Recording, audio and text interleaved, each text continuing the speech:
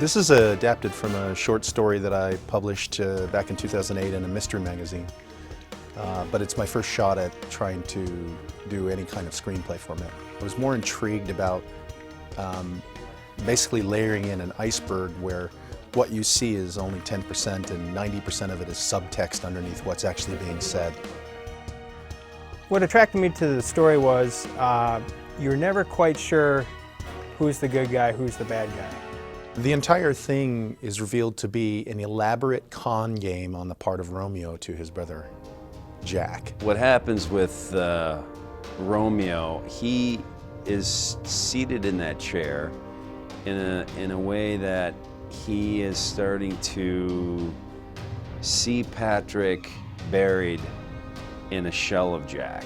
And the shell of Jack starts to deteriorate fast because Romeo starts to pull the threads off of Jack. He sees his facade.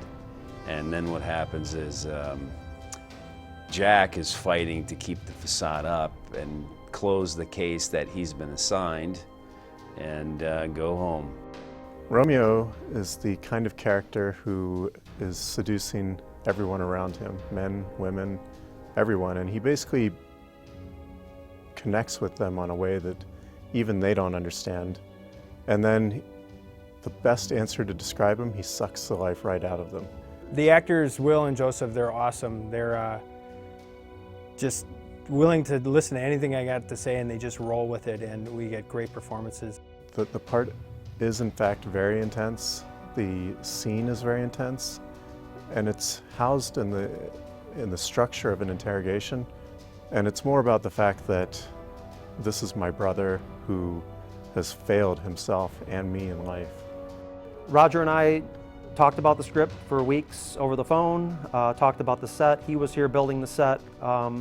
He sent pictures. We talked about his vision, and that was the biggest thing that I wanted to do was, you know, fulfill his vision, how he wanted this. And that was the biggest thing, the breakaway walls, starting with the shooting access here and ending up in another spot to make it more interesting than just the traditional cross-shoot, back and forth dialogue. Spending many years as a sound designer and editor really honed my awareness of story. And the next obvious step for me is to then shoot what I see in my head, because I've worked on a lot of things and I see how other great directors do things, and it just enhances my storytelling abilities. So this is obviously the next step for me, is to direct it and put all of the years of experience from editing to sound design into creating a story and crafting a story in front of the lens. Somewhere along the line, you just blanked it out?